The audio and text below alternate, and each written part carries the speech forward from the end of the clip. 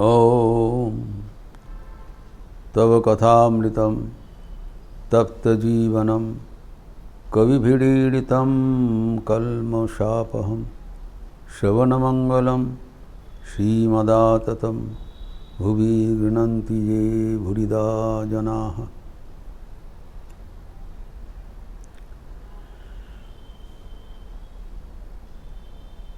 श्री श्री ठाकुर सत्प्रसंग कर रहे हैं। उनके साथ विश्वनाथ उपाध्याय इसी कैप्टन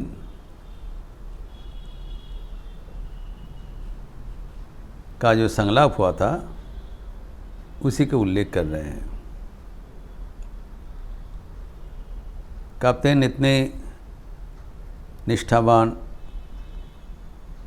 सदाचारी ब्राह्मण होते हुए भी, इतने नित्य कर्म करते हुए भी अधिक पठन पाठन करने के लिए थोड़ा पीछे हट गया। इसीलिए ठाकुर उनको संशोधन कर रहे हैं। संशोधन किया, उनको भर्त्सना किया, बोगलम, स्कोल्डेड हिम, तुम क्या कर रहे हो, ज़्यादा पढ़ कर तुम सब मिट्टी में मिला दिया।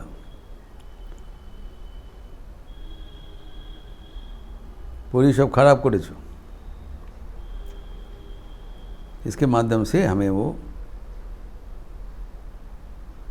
चेतावनी दे रहे हैं।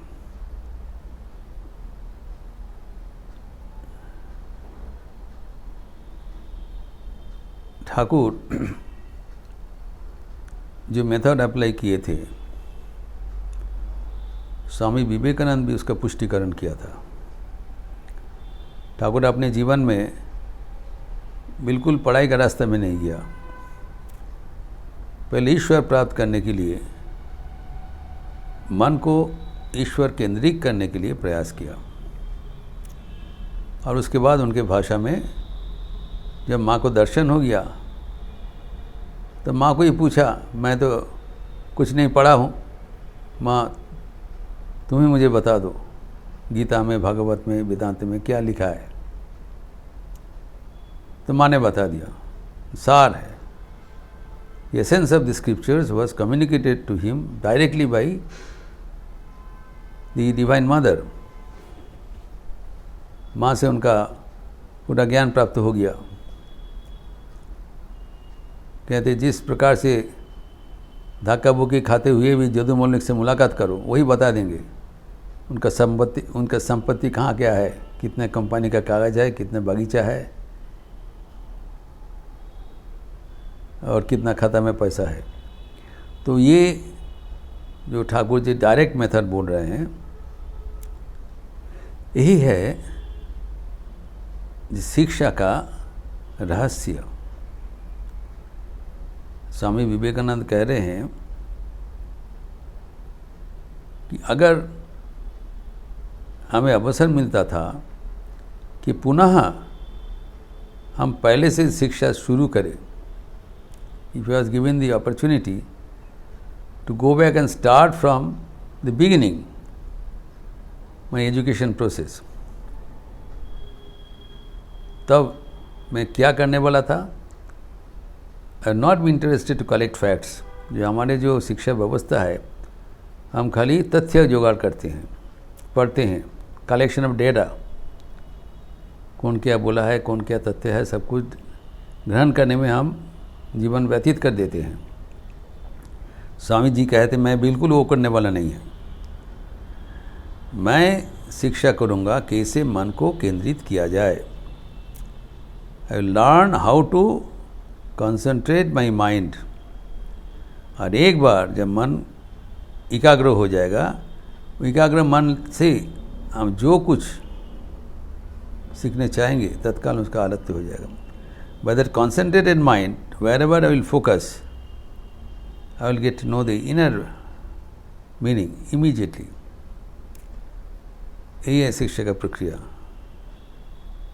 लेकिन ईश्वर लाभ करने के पहले इतना डेटा कलेक्शन, पढ़ाई, उससे भुक्त है ना तो मुक्त है।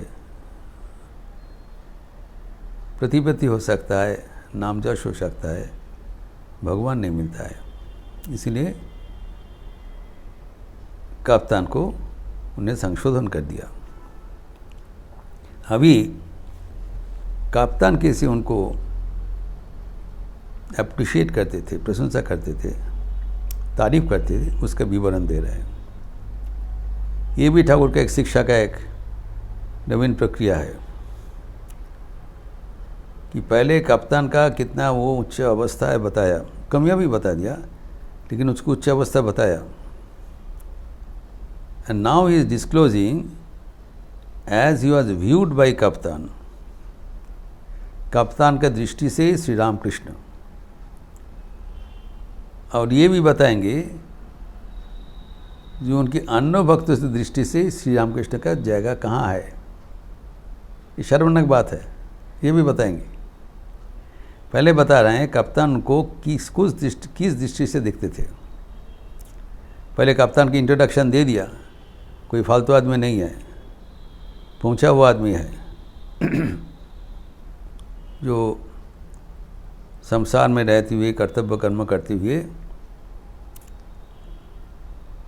इतनी आचार्य ब्राह्मण है, नियम कानून सब कुछ अटूट रखते हुए भगवान को अपने कमरे में बुलाते थे स्वयं।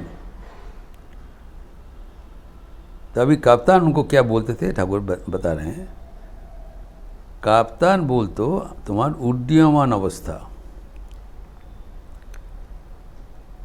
तुम्हारा अवस्था है उड़ने वाला पंछी। जो पंछी है जो आसमान में उड़ता है, तुम्हारा वही अवस्था है। पंछी है जीवात्मा और आसमान है परमात्मा। तो जीवात्मा अभी आसमान में स्वाधीन रूप से विचरण करने वाला है, तुम्हारा पंछी, और उसी को समाधि कहलाता है।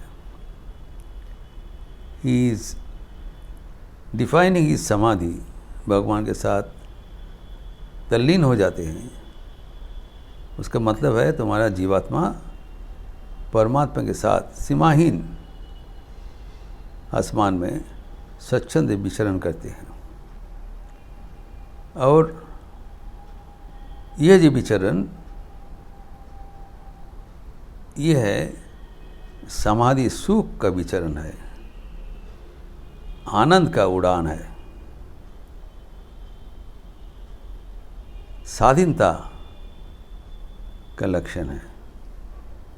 When you are free, just imagine the joy of a bird flying at will wherever it wants in the infinite span of the sky. और जीवात्मा जब ऐसी छलांग मारते हैं, उड़ान लगाते हैं परमात्मा रूप आसमान में, तब उनका आनंद का सीमा नहीं रहता है। ये श्री रामकृष्ण का अवस्था है, ये दूसरा का नहीं। दूसरा का क्या अवस्था है कि वो आसमान में उड़ नहीं पाते हैं, they are bound, they tired down. जो उनका जो पंख है वो निर्मुक्त नहीं है। इसीलिए स्वामी विवेकानंद उनके सखाट प्रति कविता में लिख रहे हैं, पक्षहीन शोनो विहंगम ये जे नहे पथ पालाबार, बारंबार पाइछ आघात केन करो वृथाए उद्यम।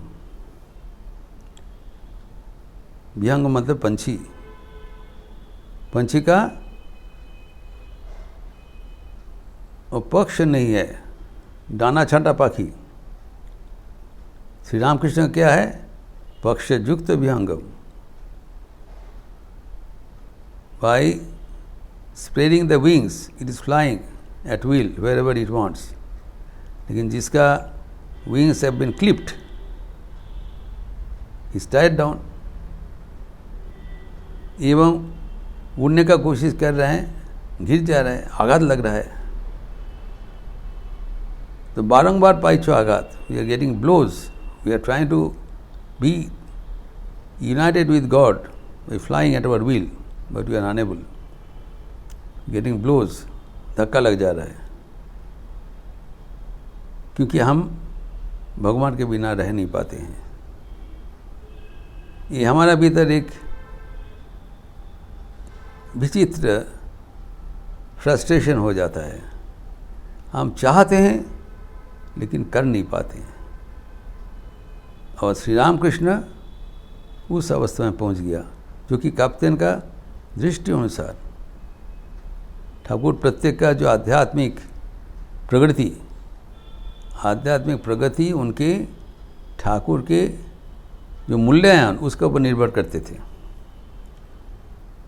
The estimation of one's spiritual progress was according to his assessment of Sri Ramakrishna. जो जितने उन्नत होगा वो उतना अच्छा दिखाई पड़ेगा। तब ये तो यहाँ पर बता दिया कि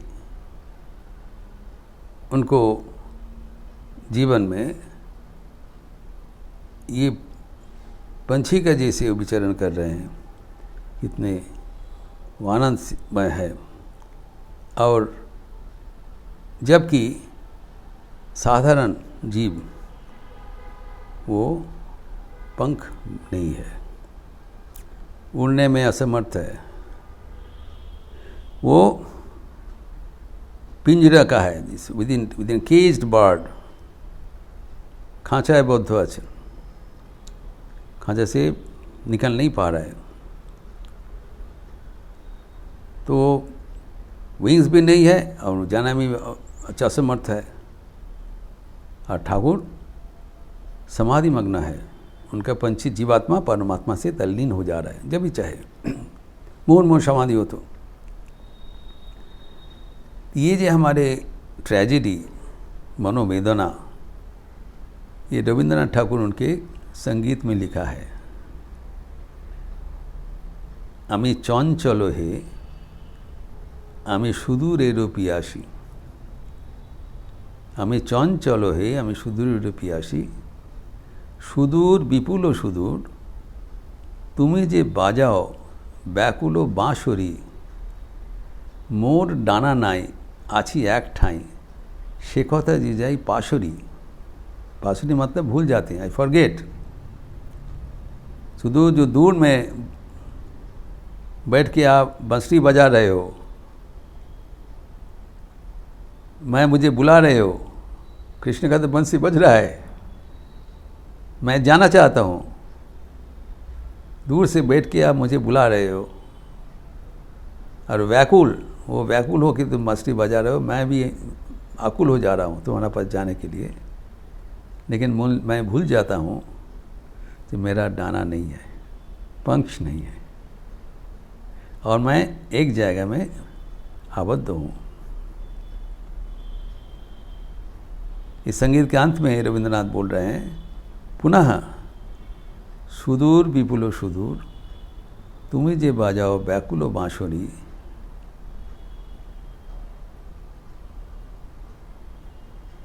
कक्ष आमार बद्ध दुआर, से कथा जे जाई पाशुरी। मेरा जो कमरा है उसका द्वार रुद्ध है, कक्ष हमार रुद्ध द्वार, हमारा जो दरवाज़ा बंद पड़ा हुआ है, दरवाज़ा खोल के हम बाहर नहीं निकल पा रहा हूँ, अब तो बाहर से मुझे बुला रहे हो। ठाकुर कहते हैं ना, साधारण जीव अष्टपाशबद्ध, जो कमरे में चारों ओर दरवाज़ा जनाला सब स्क्रूप से टाइट, 8 प्रकार के स्क्रूप से टाइट है, थोड़ा बहुत कहीं से रोशनी निकल रहा है, वहाँ से बाहर जाने का प्रयास कर रहे हैं, लेकिन जाने में असमर्थ हो जाता है। जबकि ठाकुर उन्मुक्त है, ठाकुर की इतना अप्रिशिएट कर रहे हैं, तुम जब भी चाहो चिदाकाश में छलांग मार के चले जा रहे हो, ईश्वर के साथ मिलते हो, समाधि प्राप्त होते हो। ठाकुर यहाँ पर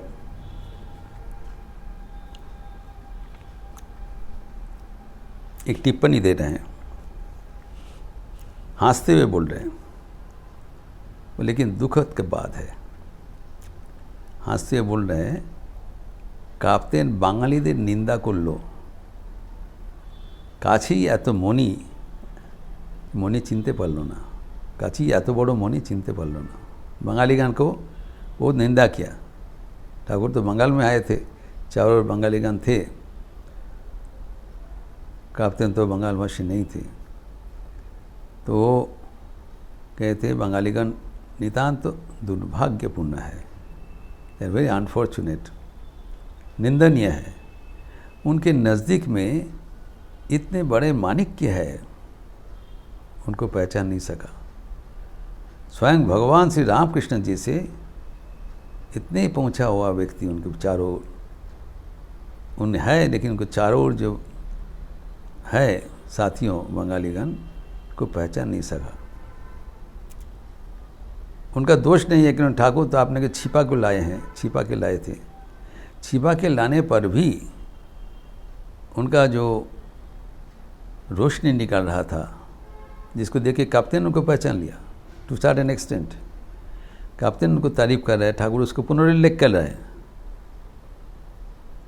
काप्तेन जैसे उनको श्रद्धा करते हैं, कोई ऐसे नहीं करते। काप्तेन उनको बुला के आरती करते थे, जैसे भगवान को आरती किया जाए, अनेक समय लेकर दिया से, लिटरली ही यूज्ड टू डू आरती। उनको भगवान जैसे देखते थे। ये दृष्टि उनको चारों ओर जो थे उनके नहीं थे। This is the tragedy. भगवान जिसको बहुत नज़दीक आ जाते हैं, हम उसको पहचान नहीं पाते हैं। लुकाले बोले खुঁজে বাহির করা, धरा यदि दीते तबे जेत ना धरा। जिनके पास धरा दे दिया वो तो पकड़ नहीं सका, जिनके पास आके उपस्थित हुआ, जिनके पास आके उपस्थित हुआ, इतना सहज रूप से उपस्थित हुआ, हम लोग उसको पहचान नहीं पाते हैं। अभी भी ठाकुर का उतना मूल्यांकन नहीं हो रहा है। अब अगर ये बात गहराई से सोचे कि भगवान श्री रामकृष्ण का मूल्यांकन कहाँ पर क्या हो रहा है। केहो बोले तुम ईशादो को प्रधान, केहो दय तुम्हार देवतार मान, गौरव शव तैजी दी हृदय आसनदान। कोई उनको संत बोलते हैं, कोई इसको देवता बोलते हैं, कोई अवतार कहते हैं। उनका सटीक मूल्यांकन कौन क्या कर पा रहे हैं। लेकिन ठाकुर खुद ही अपना स्वरूप उन्मोचन कर रहे हैं, सबके सामने बता देते हैं, देखो काप्तेन का ऐसी व्यू है न, तुम लोग अपना अपना सोच लो, तुम लोग का क्या विचार रहेगा। ये प्रसंग और भी आगे बढ़ाते हुए ठाकुर जो बोल रहे हैं वो अगले दिन देखेंगे। ओम शांति शांति शांति। हरि ओम तत्सत। श्री राम कृष्णार्पणमस्तु।